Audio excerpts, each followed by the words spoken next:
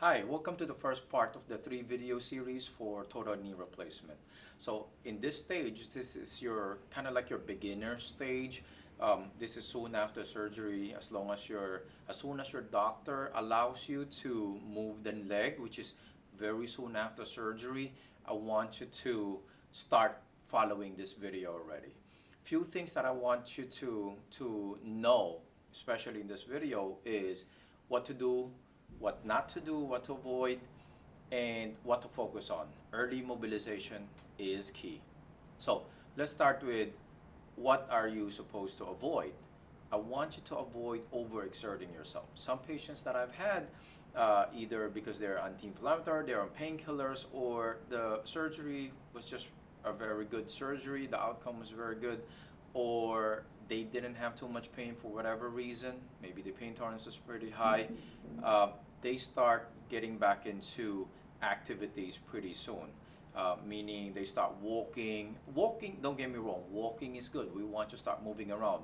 Just don't overdo it. When you start feeling something, when you ramp it up slowly, when you start feeling pain, start feeling soreness, that means that's your cue. Your body's telling you to slow down. All right, so I want you to avoid overexerting yourself. Now, what I want you to do at this stage is very, very important, is you have to ice the knee. Some patients, if you don't have the pain, they don't ice their knee, but that's not necessarily so. I want you to ice your knee regularly because you just had the surgery. It's a major surgery. You have a lot of inflammation going on. You want to be able to calm that inflammation down and limit the use of your anti-inflammatory. So icing your knee will help a lot. So how often do you ice the knee? I want you to ice your knee 3-5 times a day, 10 to 15 minutes each time. That will help calm things down, especially as we start stretching. You may irritate the knee, inflammation might go up, pain might go up. This is something that will help you get that pain, inflammation down and that swelling down without having to resort to all those medications. All right, so that's what you have to do and what you don't have to do. Now, let's start with what's very, very important at this stage is early mobilization. Let's get your range back as quickly as possible. All right, two things. The knee goes in two movements there, extension and flexion. It does a little bit of rotation, but for the simplicity of this video, I want to make sure you focus on two directions with the knee, extension and the flexion. Sometimes when we have patients coming after surgery, they will have their knee won't be able to go straight. So, for example, let me just start demonstrating to you what I want you to do. Now, one thing that you should not do, I forgot to mention this earlier, is if you are in the habit of doing this, do not put any pillow or anything under your knee to make it feel more comfortable. All right? A lot of times when the knee is bent, it just feels less painful. It feels more comfortable being in this way because the knee is in an open position. It has more space to accommodate all that fluid, all that swelling. I don't want you to keep your knee like that. Some people put pillow or towel roll under the knee, keep it bent. Do not do that. Why? It's because this will make your knee tighten up in a flexed position or in a bent position. This is what we call an extension lag. If you cannot straighten your knee, it's called an extension lag. So let me just pull this up. And this is something you have to be mindful of. Your knee should be able to go straight like this, all right, like normal. If your knee is up like this, then you have a gap here. You want to eliminate that as soon as you can. So how do we do that? Now, couple things. One is you can use pillow or towel roll, put it around your heel area here, and put your leg on top of it. So I want something under your heel, not under your knee. And when you do this, because of gravity, you see the gap here? Because of gravity is going to stretch your leg slowly.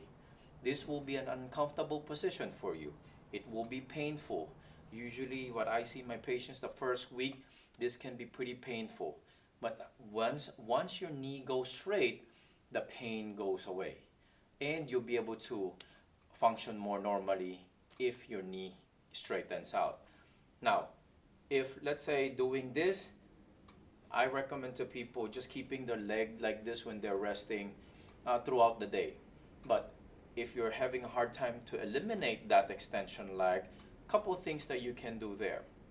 One is you can actually put books or anything that will weigh your knee down, so it will give it more stretch. Yes, it might be more painful, but it will be worth it in the long run.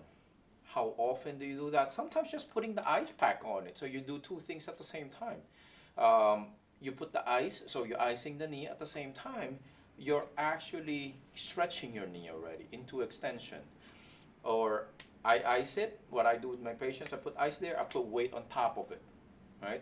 How long? I leave it there for like 10, 15 minutes. Do it. You can do it 3-5 times a day, right? If you really have a hard time getting rid of that extension lag, I want you to do it that often. Sometimes I tell my patients, you know what, you do it 100 times a day. But basically my point there is do it as often as you can. So that's one. Or there's another option there is you can actually push down on your knee. Or you can ask if you have somebody with you at home, they can push down on your knee.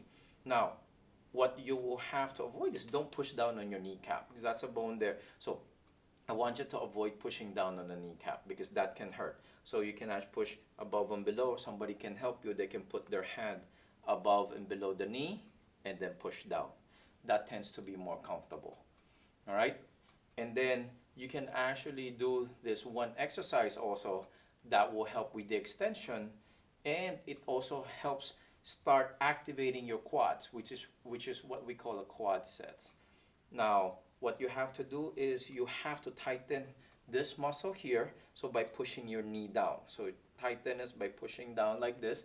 You're tightening this muscle. What it does is it stretches the knee into extension, but at the same time, it starts activating your quads. So I want you to do that. Hold it 5 to 10 seconds. You relax and repeat that 10 to 15 repetitions. So you can pick any of those exercises, see which one is more comfortable for you to get your knee into extension. Now, if that's not your problem, you can actually just continue with the quad sets, the one that you tighten this muscle, so that way you're starting to activate the quads already. All right, so even if without an extension lag, I want you to do that. One thing that I want you to do also is, as a continuation, we want to start mobilizing the leg, all right? So the second thing I want you to do is what we call mobilizing the kneecap or the patella. So this is your kneecap. That's the bone on the top there, the knee. You can use either your index finger, you can push it side to side, or you can use your thumb. So relax your leg, and you can actually push sideways like this, or up and down. When you have surgery and there's more swelling there, you have scar formation, that might actually be a little stiffer, but just keep moving it. If the scar is very new and the incision didn't fully heal yet, just avoid pushing on it and just go to the side of it. All right? So I want you to start mobilizing the kneecap. That's important in getting your knee mobility back to normal. Now, aside from extension, the other movement of your knee is bending, it's flexion. So let's focus on that. That's the second thing that I want you to do, that I want you to focus on. So how do we improve your knee bending or your flexion? A lot of people with knee replacements, they have a hard time getting this back. And it's crucial if you do this early on, so you don't have to stretch as hard and be in as much pain. So let me show you a couple ways on how you can bend your knee. The first one, simple one, is you can sit like this, edge of the bed, or if you have a high chair with nothing underneath. Now you can use towel roll or pillow like this. Put it under your thigh like this, just to keep it up.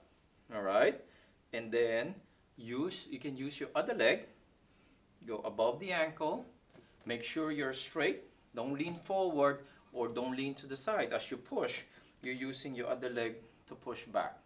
If you have, let's say you're pushing back, you have enough range, and your calf is hitting the under the bed or the chair, I want you to move out so you can have more, you can bend more. All right. If you have somebody at home, they can help you push above the ankle area, push back. They can guide you here in the thigh so you don't shift, you don't pull it up. Basically, going back as much as you can. The range you want there is 120, 125 degrees, which is when you're at the right angle here, that's only 90 degrees, so you want to be further back. Okay. Now these stretches, the extension and the flexion stretch, they will hurt. It is what it is. You will have to go through, you have to bear with it. I always tell my patients they just have to bear with me. This is when I usually don't like prescribing or promoting pills, but if you have to take it so that you'll be able to tolerate these stretches. So going back, that's one way of doing it. Or you can do it kind of lying down or actually sitting up like this. What you can do is you can use a belt. Some of my patients recommended a leash. You can do that. Or a stretch wrap like this. So you want to put it here. And what you want to do is, if you're having a hard time sitting up straight like this, you can be leaning or actually be lying flat. That's okay also. And then just pull back this way. But for easier demonstration, I'm just going to be doing sitting up. You can be leaning against the backrest of the bed. And what you want to do is you pull this, you bend your knee, actively bend your knee, and use the strap and pull back as much as you can. As you pull, as your knee bends more, you can shorten and pull it up to, if your knee can bend up to here, you can actually just use your hands and pull back. The goal here is to be able to get your heel to slide to the direction of your buttock. You want to be able to do this as much as you can. All right? So that's helping it bend. So like I said, you can use your hands, use a strap, or if you have somebody at home with you, you can have them help you.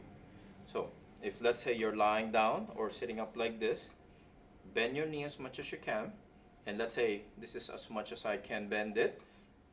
They can put one hand here, like in the thigh area, before you reach the crease of the knee. And they can put one hand here on above the ankle.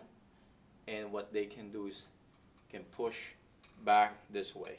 So pushing, going towards the buttock area here. So this will hurt, but just bear with them. Go as much as you can tolerate there. The third way actually that I can recommend doing this is, if you're lying down like this, you bring your leg up, hold on to your thigh, and then let gravity help you stretch your leg. And then when it goes to up to here only, you can use your muscle to actively, use your hamstring to actively bend your knee. Or if you're with someone, they can push down on the heel area above the ankle. And then push down. Right? You want to be in this position so gravity is going to help bend your knee. So those are 3 different exercises or 3 different stretches on how you can improve your flexion. So flexion and extension are very important at this point. Now that we started doing the mobilization or the stretches there, I want you to start doing some strengthening. Let's start doing some active muscle contraction. So earlier you did the quad sets. That's part of the strengthening already. Now the second one I want you to do is hamstring sets. Bend your knee up like this a little bit and push your heel onto the bed. Drive it down. If you touch here your hamstrings, the back of the thigh, you're gonna feel the muscle tighten up, right? That means that you're activating your hamstrings. Hold it for 5 to 10 seconds. Repeat it 10 to 15 repetitions. You can do it like 2-3 times a day. Do it that way. All right, so that's the hamstring sets. Now, couple more strengthening exercises that I want you to do is, the next one is I want you to start doing some straight leg raises. So if you're lying down, bend the other leg, keep your knee, keep this affected or this the surgical knee as straight as you can. Tighten it up, lock your knee, and then bring it up 8 to 10 inches off the bed. If you can, hold it for 5 seconds. If you cannot, a second or two you can start with. And then down. And then up. And then down. Do that for 10. Start with 10 repetitions. Then you move up to 15 as you get stronger, as you're able to do more. You can do that one set, twice a day. Then after that, this I want to be able to show you, so I'm going to face this way. So I know we were demonstrating on the left knee, but this one, let's pretend my right leg is the one that had the surgery, because I want to be able to, I don't want to face the other way when I'm showing you this. So it's going to be lift a straight leg raise, but going to the side. All right? So you're going to be lying on your side. Make sure your hip pointing up to the ceiling. All right? Lock your knee. Bend this leg so you have some balance. Lock the knee. Lift your leg up 30 to 45 degrees. You can hold 5 seconds if you can. If not, start with 1 or 2. Up and down. 10 to 15 repetitions also. You can do one set twice a day, just like the leg raises earlier. All right? So the strengthening part, you can do the leg raises. They're a little more difficult. I want you to do them twice a day only. The stretching part that I showed you earlier, I want you to do it as often as you can. The bending, same thing with the extension. I tell people you can do it 100 times a day. So basically my point there is do it as often as you can. All right? Because the more often you do it, the more benefit you're going to get. Now, the last strengthening for the meantime, that for this stage that I'm going to show you, is what we call the bridging. That will strengthen your glutes. So you're going to be lying down like this. Bend both knees. If, let's say, my knees can only bend like this because it doesn't bend too much, that's fine. Match it with the other leg. Tighten your butt cheeks. And then I want you to push up. If you can hold for 5 seconds, do so. If not, then even just a second or two, start with that. Tighten the butt cheeks. You go up. Try to make a bridge. That's why we call it a bridge exercise, a bridging. And down. So again, I want you to do that 10, move up to 15 repetitions if you're able to. Start with whatever you're able to tolerate. All right, so those are the starter exercises that I like to recommend to my patients. I know it might be, quite a few things for you at this moment. You can replay this video and go through the stretches. You don't have to go through all of them. Pick one that seems to be more comfortable, doable for you based on your tolerance level, your pain level. If you have help, you don't have help, or based on what your setup is at home. All right? As long as you get to stretch, flexion, extension, the mobilization of the patella, you're able to do that on your own. And then the strengthening exercises, you don't need any equipment with them. I want you to start doing your quad sets, your hamstring sets, your straight leg raise to the front, straight leg raise to the side, and your bridging. All right? So those are the exercises for this stage. Let me know if you have any questions.